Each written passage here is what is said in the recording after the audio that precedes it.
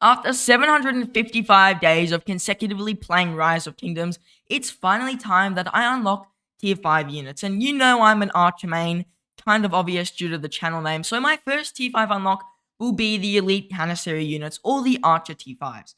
Today I will obviously be unlocking them and speeding them up in this video. I will train some tier 5s and I will tell you everything I did to work my way up to getting tier 5s with almost no cost. I barely spent any gems and money pushing towards T5. They were kind of a back goal of mine, and I'll explain all of that in today's video. So like I said in the intro, I'm unlocking the Archer units, and this is because I'm a pure Archer account. I don't use anything but Archer units, and my other technology is not set up to unlock those troops. You can see there's quite a difference between how many Archers I have compared to every other troop, because I run 3 Archer marches as my motable. I don't use any other troops. This is a personal thing, I just don't really want to use anything else. I know it's better for your account, but it's all basically a game at the end of the day, and I enjoy using Archers. So today, I will be unlocking those tier 5 Archer units, and we'll do that right now. So, after 755 days, I've technically beat Rise of Kingdoms because the main goal is just to reach tier 5 units in 3, 2, 1.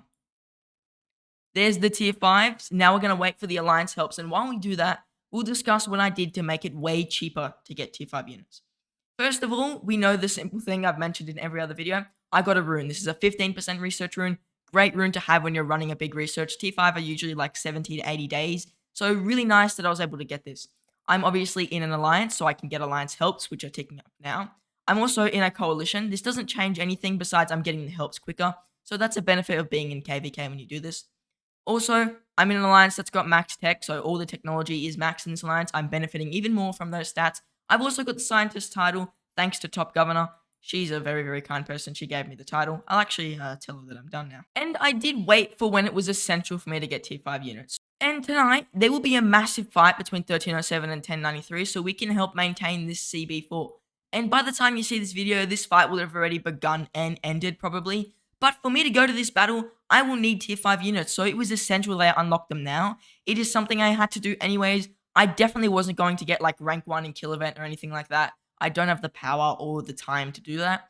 But with these tier 5 units, I will be able to actually go fight against 1093. I probably won't really be using many tier 5 on the field, but it is an option I have at my disposal. Now, why did I work on tier 5 as like one of my last things? Well, I think it's because I like to set up my account in a way where I'm prioritizing more on commanders and equipment.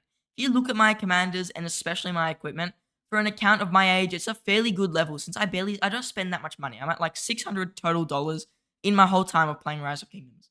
So equipment for this level is pretty high, and the reason is I pretty much allocated everything I had towards commanders and equipment. I didn't really focus on getting Books of the Covenant till like 200 days ago, and even then I was barely spending gems. I was just doing fort rallies 24/7.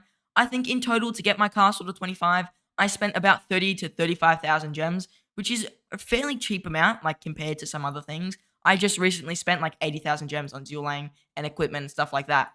So the castle was never a priority of mine, and I think it's just because I could always get incremental value instead of buying them from the shops. Instead of just buying these books, I could just do fort rallies, which back in the day were like super, super good for the value they gave you.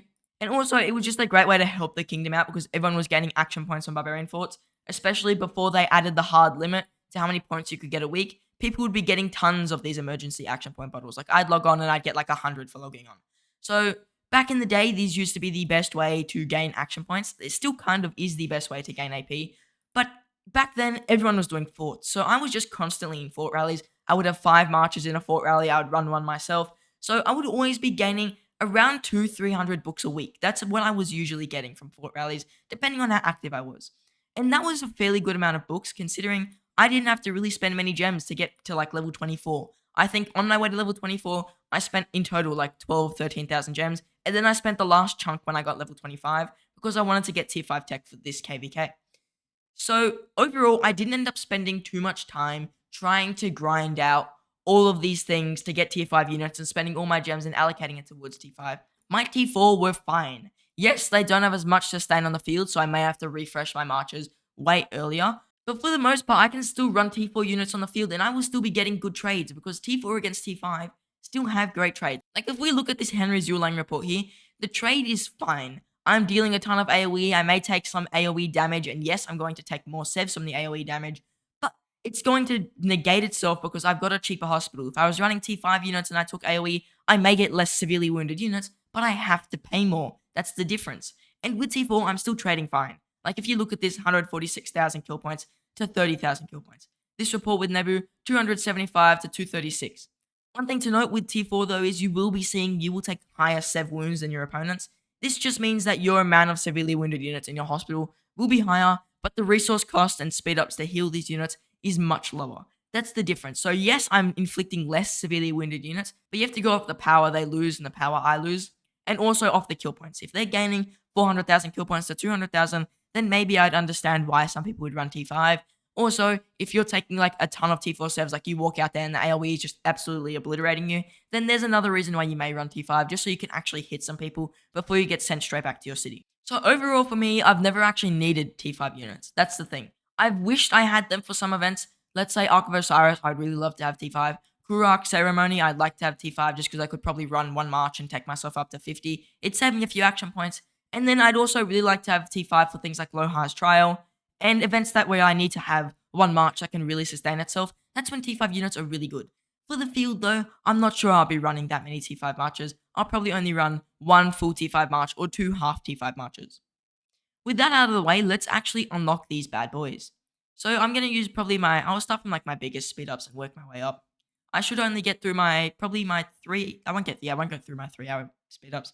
I'll just pop one more 3-hour. It's only a 4-minute difference. And there we go. I've officially unlocked T5 units, basically cementing myself as a true Rise of Kingdoms pro now.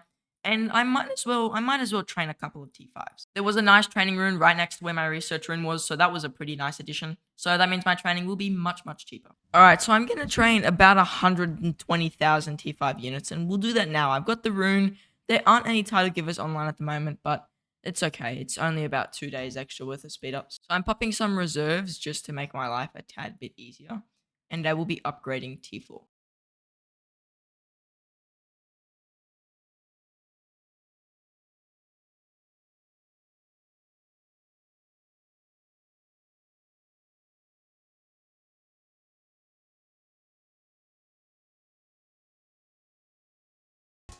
So with that, I have around 132,000 tier 5 units. That's a fair amount of troops, and that should definitely be enough to run myself quite a lot in the KVK. I think I could run at least half tier 5 marches for my Boudica and my Cyrus, or my Henry and ZHUGE, depending on which march I choose. Now, if you want to see how to unlock tier 5 units, consider checking out the video on the end screen of today's video, which will take you to a video I made about a month ago about how to unlock tier 5 units fast, quickly, and efficiently for free-to-play players. If you are interested in pushing T5, that's definitely a video you should check out. Now, regardless, I do want to say thank you for watching, and I hope to see you in the next one.